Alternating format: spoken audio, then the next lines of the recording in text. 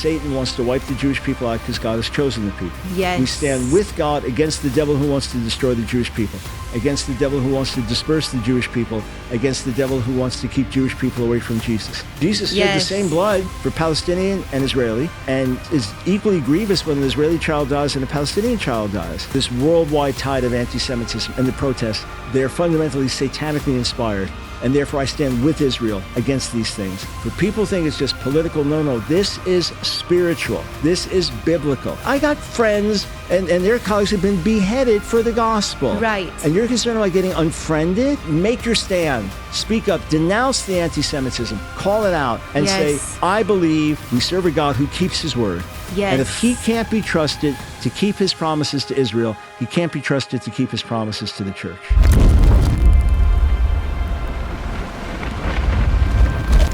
Hello, everybody. Welcome to another episode of Holy Disruption. I am your host, Heather Schott, and I have a special man of God that's here with me today. I love this man, his voice so very much, because you bring, Dr. Brown, biblical clarity in such simple and profound ways for people to take complex ideas and to simply state it for the body of Christ to understand. I honor you. Thank you for being here with me today. A little bit for our listeners to know, you hold a PhD in Near Eastern languages and literatures from New York University. You've contributed to numerous articles to scholarly publications, including the Oxford Dictionary of Jewish Religion, the Theological Dictionary of the Old Testament. You have authored 50 books. You just released your 50th book, which is absolutely incredible. Everybody go get any and every book of Dr. Brown. I've read multiple of them. You are also a national and international speaker on themes of spiritual renewal, cultural reformation. You debate Jewish rabbis, agnostic professors, gay activists on your radio show, TV, and college campuses. You are bold. I love the ministry that you do in debating activists. You're also widely considered to be one of the world's foremost Messianic Jewish apologists. And the radio show that you do, I've gotten to be on before. It's called The Line of Fire. I strongly encourage you to go take a listen. Is it lineoffire.org? Yeah, thelineoffire.org. Go and check out all of the videos, his podcasts, and everything that he's doing. I love your teaching, and it's so important for so many things happening in our world today to go take a listen because he brings, again, great biblical clarity. Speaking of all the things that are happening in the world right now, we saw on October 7th, these attacks begin in Israel, and then we saw on April 17th, I believe it was, 13th, something that's never happened before. Iran attacks Israel, sends hundreds of missiles into Israel, and this began to break out riots in America. And I know that they've taken place before, but there has been this anti-Semitism rise in America right now. We see it in college campuses across America. I've seen reports of Jewish students not being able to get through hallways or into doors as they're being blocked with people for pro-Palestine, with their signs, horrific, some of the signs and chants that they're declaring that Jews should die and the destruction of Jews. We're seeing mass destruction of property everywhere, but we are surely seeing, something else that's really interesting, Dr. Brown. We can hit all these things, but we're seeing the LGBTQ pro-Palestine not realizing that they wouldn't make it with these leaders. In fact, I think we just saw on a headline a gay Palestinian young man that was just beheaded for his choice of lifestyle. Yet we see these riots taking place in America right now. Dr. Brown, what is going on? Yeah, so on the one hand, this is the same old story yet again, but it's intensified. Yeah, it is. I say the same old story because Jew hatred is the oldest hatred on the planet. The hatred of the people of Israel because they are the people of Israel. You could say it goes all the way back to Exodus and Pharaoh wanting to kill the Israelite boys. But let's say certainly the book of Esther. So 2,500 years ago, where the Jews are singled out for annihilation because they're different. And then you have Greco-Roman anti-Semitism. So before the time of the New Testament, the Jews were hated for being different. And then through an abuse of gospel truths and through misunderstanding of scripture, then you have Christian anti-Semitism. And that's been there through the centuries. Then you have Islamic anti-Semitism. It's the world's oldest hatred. It's the world's most widespread hatred. So you have it from atheism to Christianity to Islam. You have white supremacists, anti-Semites. You have black supremacists, anti-Semites. And Israel is always the evil one, or the Jewish people are always the bad guys. So it's the world's longest hatred. It's the world's most widespread hatred. And in many ways, the most irrational, that Jews have been blamed for every imaginable thing through history. So on the one hand, it's the same old story. Now the whole focus is Israel as a nation, that Zionism is evil, that Christian Zionists are heretics, that the modern state of Israel has no right to exist. Remember, when these protesters chant from the river to the sea, Palestine will be free. Number one, most of them don't know what river and what sea. That's the first thing. What are you talking about? Break it down. Show me on a map, right? Then when you show them on a map, you're talking about the Jordan River and the Mediterranean Sea. Well, what is in between the Jordan and the Mediterranean? The nation of Israel. Right. So you're saying no more Israel. Right. So it is an existential attack on the people of Israel, the demonizing of Israel as a nation, the delegitimizing of its right to exist, holding Israel to double standards as opposed to other nations. This is the threefold definition of anti-Semitism that Natan Sharansky came up with, saying this is when anti-Zionism becomes anti-Semitism. So when you demonize, delegitimize, use double standards, the fact is it's intensifying now. And it doesn't mean that Jesus is coming tomorrow, but it's yet another birth pang. It's yet getting closer to the final upheaval. And that's why you see all this madness, all this uprising. And we have to recognize more broadly on the college campuses, this is not sudden deep sympathy for suffering Palestinians. Right. If it was deep sympathy for suffering people, you would have had massive marches against Hamas after October 7th, pro-Israel. You would have had, to this day and night protests for Hamas to free all the hostages. It is not genuine compassion for suffering people. Here and there, it is. But the vast majority of the protests, in many cases, you have half of the protesters aren't even students. You have, in many cases, the same agitators from Antifa or BLM marches. Same ones here. Just like when you had BLM around the world, these protest marches around the world, it wasn't that suddenly the whole world cared about the plight of African Americans or who even knew who George Floyd was. It's the latest raging against the machine, standing up against the man, anti-authority, just another manifestation of Marxism. And on the college campuses, Marxist educators, ideologues, generations ago in the 60s, said that we have to have a long march through the institutions. And the way to see the Marxist revolution succeed in a country like America, which is capitalistic and doesn't have the same class struggle that we would have in other parts of the world, is we have to kind of create something and then change the thinking of the institutions.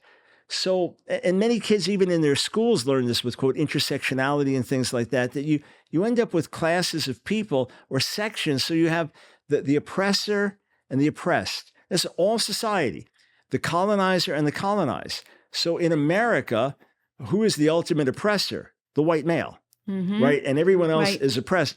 And of course, the whites are the colonizers. Now, the fact is Israel is multi-ethnic, and that there are maybe half of the people living in Israel today that would be on some level considered people of color. But the ones that came in, no, those are the white European Jews. They are the ultimate colonizers, the ultimate oppressors. The Palestinians are the ultimate oppressed class. So if you want the ultimate oppressor of all oppressors, the ultimate colonizer of all colonizers, that is a white Zionist Jew. Wow. So the protests are part of this pushing back against the system. Wow. And just a larger Marxist expression. But we can never get away from the fact that anti-Semitism, being the longest hatred, most widespread, most irrational, is demonic. It is demonic. It is at its root Satan's response to God's choosing of the Jewish people. That's what it is at its essence. Yeah, and I want to get into that, and I'm so glad that you said it, because you brought up George Floyd, the racial riots that broke out in 2020. Can you imagine if we were talking about what's taking place towards Jewish people right now in America, if it was taking place with African Americans? Yeah. There surely would be a civil war right now, probably on our land, but it is this acceptable hatred. Yes. In today's cultural climate, where the nations are moving against Israel, God is on the move, raising up a generation of bold men and bold women to advance the gospel to the Jewish people and restore them to Jesus. In Israel, there is a deep need for a spirit-filled Bible school that will equip the next generation of Israeli believers with the Word of God and in the power of the Holy Spirit.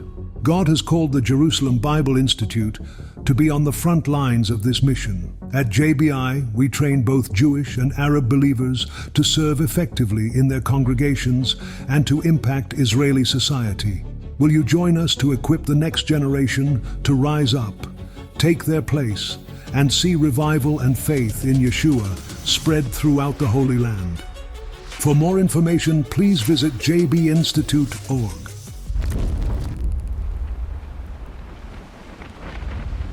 Because the Jews deserve it, or in this case, the Israelis deserve it, the Zionists deserve it, because they're evil, because they're practicing genocide, because they're an apartheid state. So they actually deserve it. So, for sure, could you imagine campuses where Black students felt uncomfortable coming on campus, or they were told, stay home for your own safety? Unbelievable. Or a Black professor, when he goes to use his security card to get in, it's stopped for his own safety.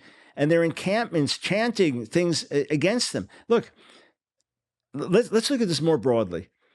October 7th, the most horrific day of Jewish bloodshed since the Holocaust. I was scheduled to speak at Mercy Culture on the 8th, a totally different message. And I had to change the whole message, and through many tears, brought a message on God's pain for Israel, also saying, pray for the Palestinians who will be suffering much in the days ahead. So October 7th, this horrific massacre, unimaginable things happen. I saw the actual footage that the IDF has put together that they've shown in private, of 47 minutes, where you see actually the deaths of about 1,300, so about 1/10 of the people. You see the burned bodies. You see the children in their pajamas, and they're soaked in blood, laying on the bed. Just mind-boggling. And we know all the testimonies of sexual abuse and rape. Even the UN, which is historically so anti-Israel, they have acknowledged the evidence. Reluctantly, they've acknowledged it. You have this barbarous event, this barbaric, mind-bogglingly evil event. 3 days later, October 10th, so before Israel has launched a major offensive, Muslims gathered at the Sydney Opera House in Sydney, Australia, were chanting, "Gas the Jews, gas the Jews." In our universities, these are not just pro-Palestinian protests, these are pro-Hamas protests. Hamas leaders, they have said, we will do October 7th over and over again until there is no more Israel. And yet, a major survey done of Gen Z young people found that 51% stood with Hamas and said that Israel should be ended and given over to Hamas. So the degree to which Israel has been demonized, the degree to which the Jewish people are always the perennial scapegoat, this is now being manifest. Now, here's the deal. I've been aware of this for decades because I've documented it. My book, Our Hands Are Stained with Blood, which came out in 1992, documented anti-Semitism in church history, but right up through today. And then I put out a revised, updated edition, 2019. And Heather, it was jarring doing the updates to see the very things I warned about 30 years ago happening exactly now with greater force and greater intensity. And we've known the atmosphere on campus and the cultivating of Jew hatred or extreme anti-Zionism on campuses. We've known that's been growing for years and years. But American Jews have had the misnomer that they have to be aware of the right, the religious right, the political right, because they fear some kind of theocracy where conservative Christians are going to set up Christianity is the state religion, and then they're going to persecute Jews, etc. So they have this fear. And then because the vast majority of American Jews are not religious, so they're more humanistic. So in their mind, being prophetic, that's standing with the minority, the same-sex marriage, standing for a woman's right to abortion. So they get on the wrong side of issues, thinking it's a right prophetic thing. But they've thought the left was their place of safety. And now they've seen that anti-Semitism on the left is probably more pervasive today than anti-Semitism on the right, and even more dangerous. So what I've known and others have known has been on college campuses for years, American Jews are now discovering to their absolute shock. Is America in the state that Germany was just prior to Hitler's reign? We see in the 1936 to 1939 riots that broke out in Germany that was anti-Jew, hatred towards the Jews, and Hitler and the Holocaust right after that. Is America in that current state? We're not, but we're potentially heading there. It's true that you could look, say, 1938, and here are Nazis or student protesters, whoever, barring Jews from campuses. So we have Jews being barred from campuses. You do have those parallels. I posted a meme to that effect. I first checked to make sure it was accurate. The pictures were accurate and the setting was accurate, and then posted it. So you do have frightening parallels. Here's why it's different. It's different because the church in America is much more vibrant now than much of the church in Germany. That much of it was dead religious Lutheranism. So you do have tens of millions of born-again believers, even though there's a tremendous amount of compromise and carnality in the American church. The church overall, I would say, is more vibrant. It's more vibrant. And with a strong pro-Israel history, and with the strength of the Jewish community in America, much more of a solidarity. But are you not concerned with how the church has not risen up just to protect our children? Deeply concerned. Our own children we're not fighting for. We're too afraid to speak up for. So why would we speak up and fight for Israel or... Exactly. What if it gets costly? So here's it. We're not there yet, but I said we're heading in that direction. For example, the Biden administration in the midst of the war said at a certain point, we're going to withhold weapons from Israel if Israel launches an offensive in Rafah to take out Hamas that we're not happy with, right? Well, that's kind of an unprecedented thing to say that. How far to the left will President Biden go? Because he doesn't want to alienate the Muslim voters, and he's alienated them a certain amount by standing with Israel. How far will he go? Here's the big question. Right now, we've seen this horrific rise of Jew hatred, and I'm seeing it within the church. I'm seeing... Which is just crazy. It's been like this over history. Yeah. What you grew up in, what I grew up in the Lord, is not the norm through church history. Church history has not been philo-Semitic and loving and embracing the Jewish people. It's been the exception. But as the Holy Spirit's been poured out and people coming to faith around the world, reading the Bible for themselves, so I've been around the world. I've been outside the U.S. over 200 trips, and I constantly run into Christians who love Israel, pray for the Jewish people, because they just read the Bible. And when I tell them about anti-Semitism in church history, they're shocked. They didn't know such a thing existed. They're terrified by how could that possibly be? Mortified. That is the reality, is what's been through history. And it is rising up once again on our watch. Now, think of this. We saw what happened with COVID and how all of America changed. You know, with fear-based things and whether people are trying to do right or control, we saw that the whole society changed. Right. What if we had a real epidemic? I mean, something of horrifically vast proportions, or a terrible famine or something, and the Jews were blamed for it. That America would turn on a dime. The remnant that would stand would be a small remnant. When it becomes costly, then you see who your real friends are. And that is my great concern. And I've been shouting it out on my broadcast, and I've been calling out. I'm seeing now charismatic leaders with grossly anti-Semitic views and believing standard conspiracy theories that we have been refuting for decades, now entering there. I'm seeing Catholic anti-Semites. I'm seeing white supremacist Christian nationalist anti-Semites. And they're chanting, Christ is king. This to them is the triumph of the gospel to get the Jews out of America and out of power and so on. It is a really dangerous moment. So we're not there where Nazi Germany was. However, we are moving in a very dangerous direction.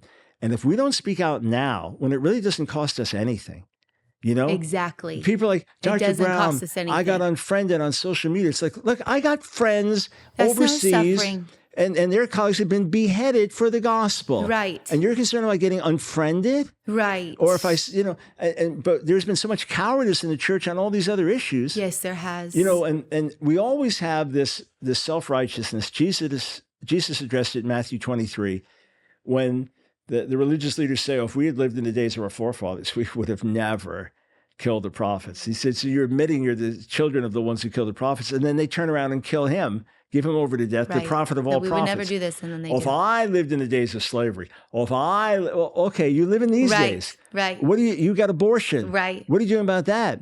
Right. If I lived in the days of Nazi Germany, I would have been like Dietrich Bonhoeffer. I doubt it.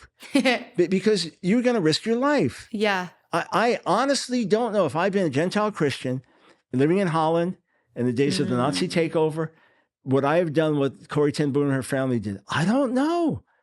It's like, why should I risk my children getting killed?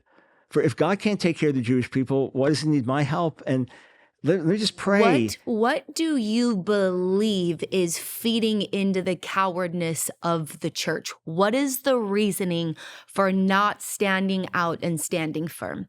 Faulty foundations. We got saved in a convenience Christianity. We did not understand out of the gate that following Jesus can cost you your life. Right. When I'm in India and my colleague Yesupanam baptizes people when I'm there every year, he asks them at water baptism, are you willing, after their confession of faith, are you willing to follow Jesus to your last breath, to your last drop of blood? This is a water baptism. I love it. I have colleagues who work in the Muslim world. And when a Muslim comes to faith, before they baptize him, they ask him, are you willing to suffer for Jesus? Are you willing to die for Jesus? So something the Christian church doesn't know much about. Yeah, this is just normal. It's costly to follow Jesus. You may lose your life. You may lose your reputation. You may lose your job. One brother was saying, you know, in America, when you preach the gospel, you say, hey, you're having problems on your job, come to Jesus, he'll prosper you.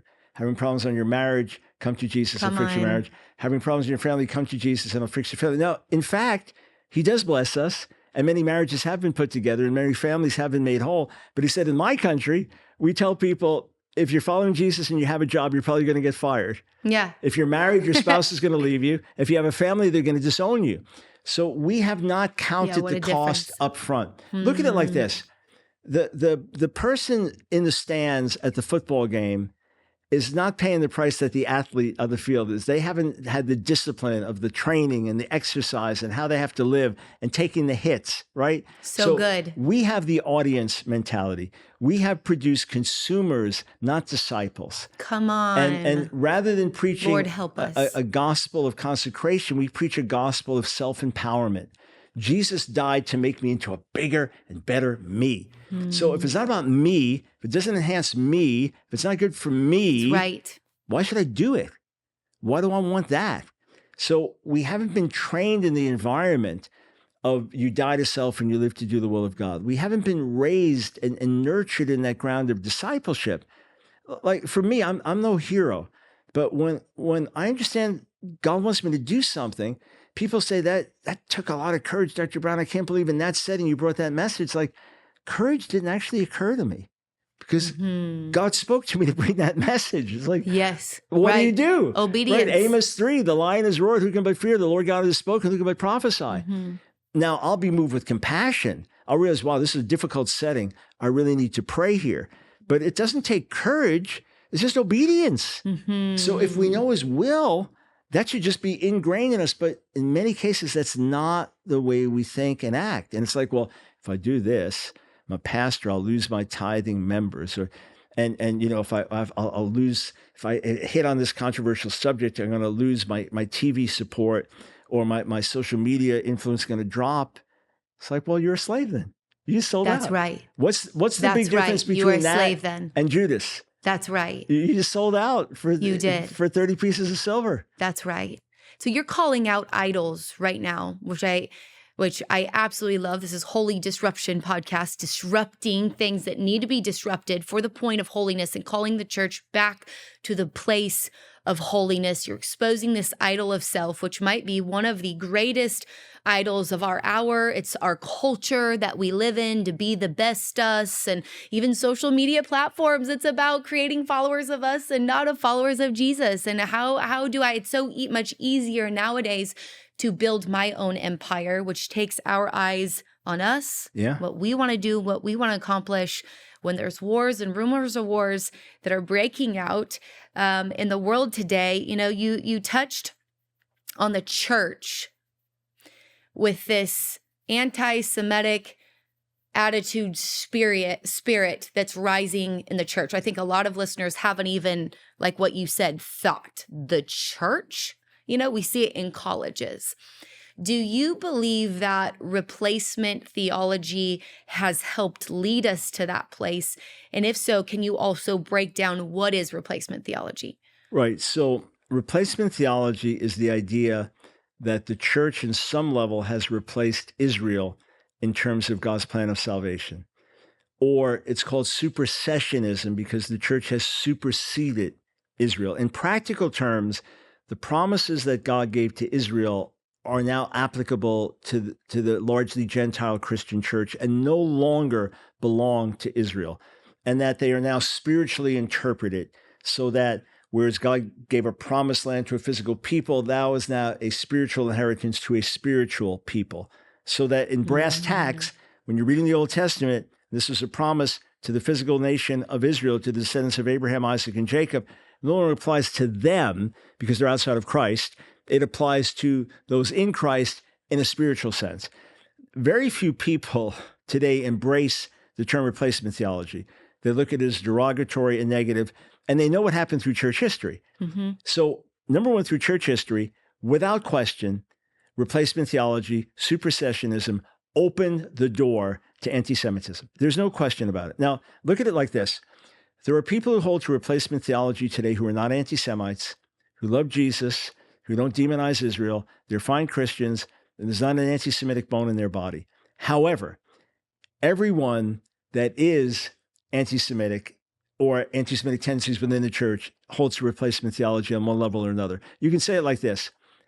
Not everyone who dies of a heart attack from obesity, look at it like this. Not everyone who eats poorly will die of a heart attack through obesity. But every single person who dies of a heart attack through obesity ate poorly. Okay, if they were eating healthily, they wouldn't have gotten there. Okay, so the same way, if you look today at the Christian voices who are most loudly attacking Israel, you're guilty of genocide, you're an apartheid state, or Israel today in prophecy has no connection to Israel in the Bible. Israel today, the modern state of Israel, no connection to Israel in the Bible. The loudest voices, 100% of them hold to some form of replacement theology or another. 100%. Conversely, those who recognize God's ongoing purposes for Israel, they will not take those extreme stands, even though as friends of Israel, they can be critical. So why is this? If I recognize that God's choosing of the Jewish people for service, not for salvation, salvation is individual through the Messiah, but his choosing of the Jewish people for a purpose in the earth, that is something Satan hates.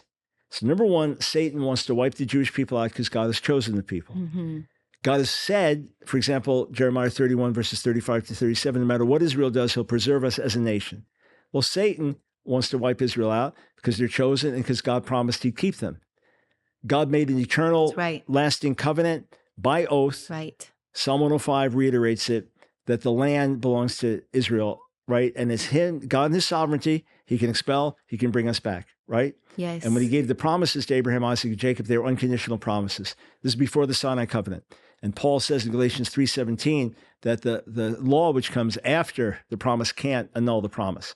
So if you're the devil, you want to wipe the Jewish people out, you want to keep them out of the land of Israel, because this is the ultimate battleground. And Jesus is coming back to a Jewish Jerusalem.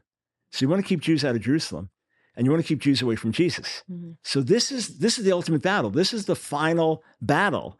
The gospel going to all the world. This is part of what we live for day and night. The church coming into maturity and oneness. That's what we live for day and night. And salvation coming to Israel. That's what we live for day and night. It's the ultimate battle. Yes. And without question, 100 times out of 100, when you see a Christian who engages in anti-Jewish rhetoric and begins to demonize Jewish people or caricatures Jewish people or delegitimizes Israel as a nation, and they do it as a Christian, 100% of them hold to some form of replacement theology or another, whether they call it fulfillment theology or expansion theology, whatever they call it, the end results are the same. It is dangerous. It is unbiblical. It must be exposed. What do you see is coming next? What do you see is coming next from this war? What do you see is coming next for America and for the church? So Israel is going to continue to be God's threshing instrument. Israel is going to bring real feelings and emotions to the surface. Israel is going to continue to divide the nations and the world and America. So, number one, we may have a period of calm after this. All depends on who's elected next and where things go. We know that one of the strategies for the Iranian sponsorship of the October 7th massacre was knowing that now Israel will retaliate. I don't think anyone expected it to be so successful. And therefore Israel is going to retaliate so intensely. But this now messes up Israel working with Saudi Arabia, because the enemy of my enemy is my friend. So Saudi Arabia and Iran, they are arch enemies. A Shiite nation versus a Sunni nation. They are arch enemies. And Saudi Arabia and other Sunni nations are very concerned about Iran. So they've been more and more willing to work with Israel. And we may actually see some level of peace after this.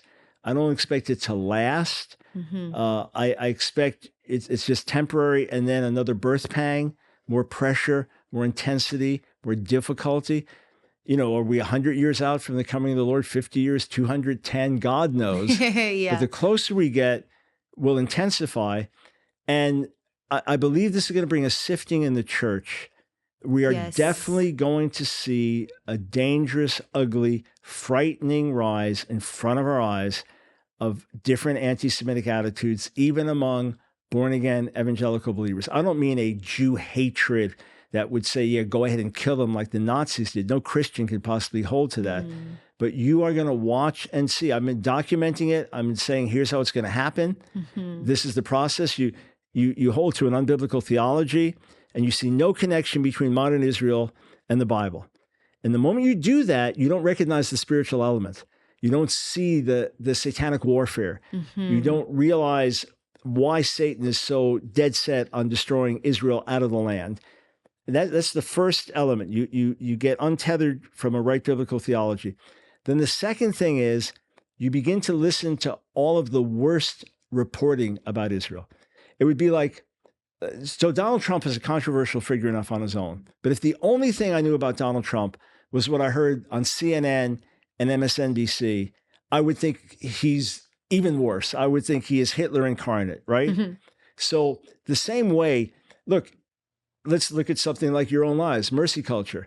How many hit piece articles have been written about mercy culture? Yeah, I think it's over 70 now. Yeah. I think, that's where we're at. So if that's all I know about mercy culture, you guys are really bad, evil people with planning to take over America and impose some kind of Christian theocracy. So you now begin to look at the worst news sources about Israel, read the worst reports about Israel. This is step number 2. So you get an unbiblical theology.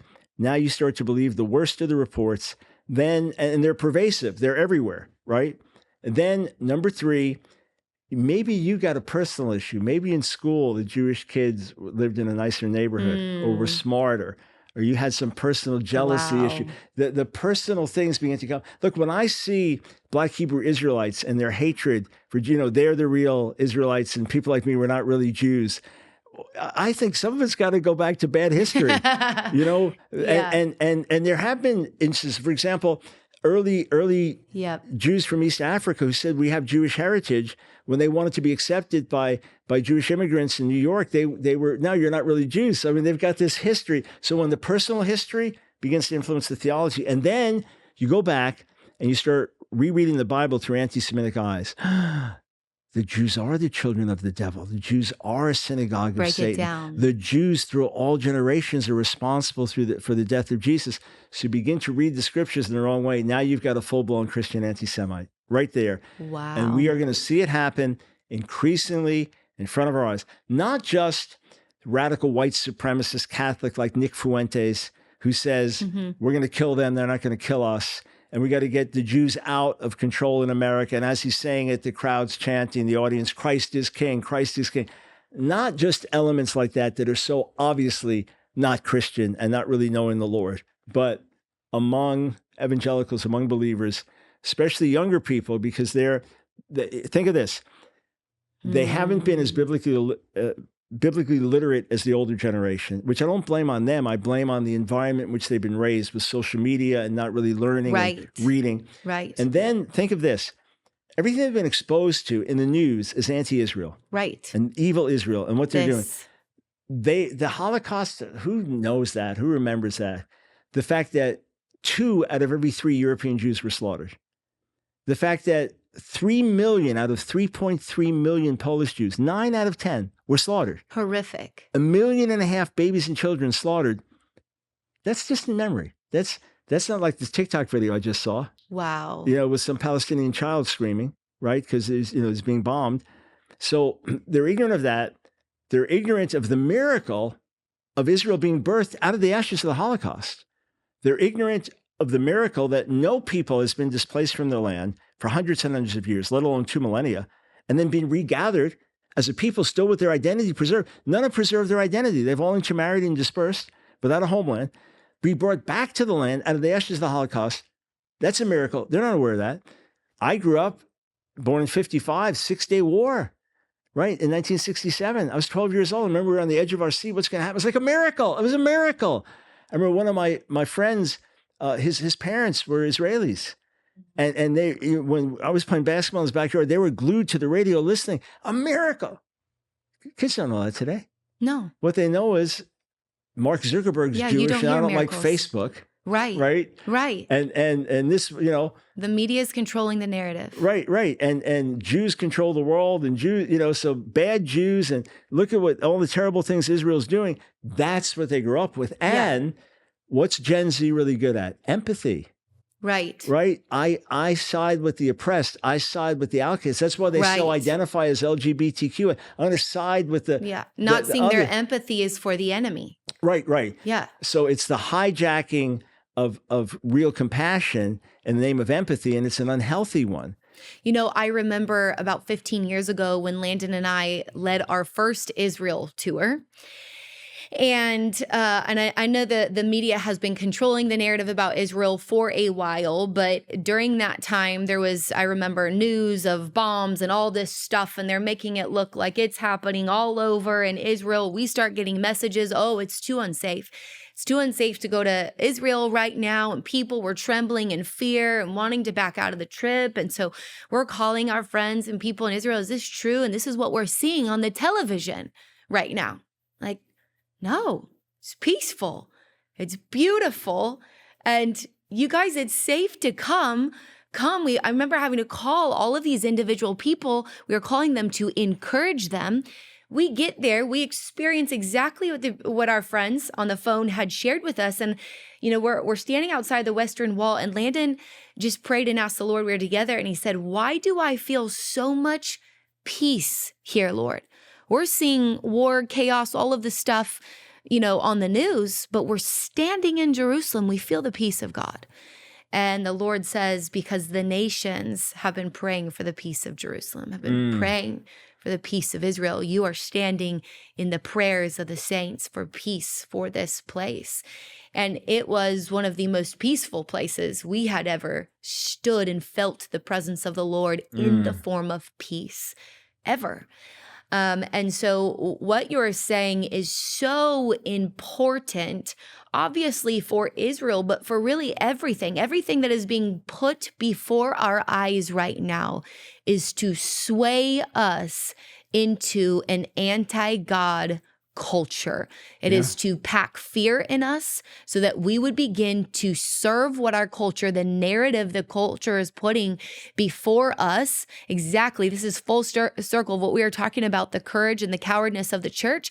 And I think that people are greater disciples of the news and what our culture is saying all over social media and putting in front of us than the word of God, than finding a spirit-filled, bold church to preach the truth.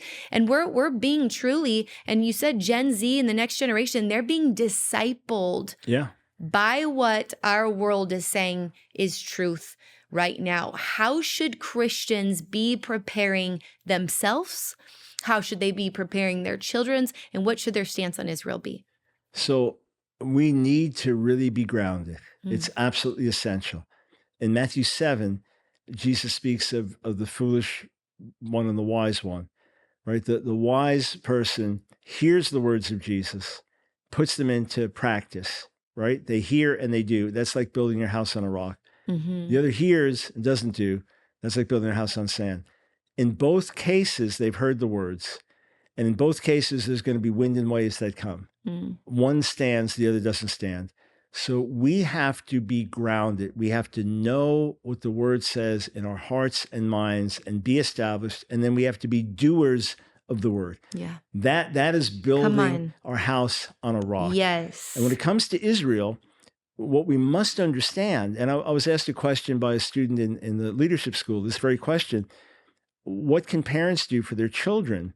And I said, look, one thing you can do is whenever you're reading the Bible, the appropriate time, help them to understand that those people, that's Israel today, was make that constant connection, that those people, those Jewish people, still Jewish people today, that there's that link from what's happening in the Bible and to what's happening in the world around us. You know, when you go to Israel, everyone says the Bible came to life. Yeah. And it's a non-political trip. It's a trip to be in the land of the Bible. And it's incredible. Like, it happened. It happened here. It's all real. It has a profound, amazing effect. Let it be that there's always that sense of connection, because a Jewish person, they're aware of it. You know, they go back to their father, all the way back to Israel. And every Passover Seder, every Passover meal, they're rehearsing and recalling the Exodus from Egypt and then saying next year in Jerusalem. So there's this consciousness. So this part, we pray regularly for Israel as a household. This is, what you would do. Your children understand the connection from the people in the Bible to Israel today. And then this should be our stance. We know that the God who scattered the Jewish people has brought them back.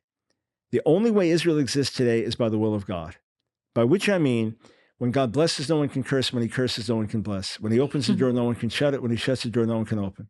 When he smites, no one can heal. When he heals, no one can smite. When he scatters, no one can regather. When he regathers, no one can scatter. He scattered my Jewish people. He scattered us in his anger, in his wrath. How did we regather? UN can't do it. Satan can't do it. Flesh can't do it. Jewish people can't regather themselves. If he scattered us, only he can regather. That's right. So we must understand, God brought the Jewish people back to the land.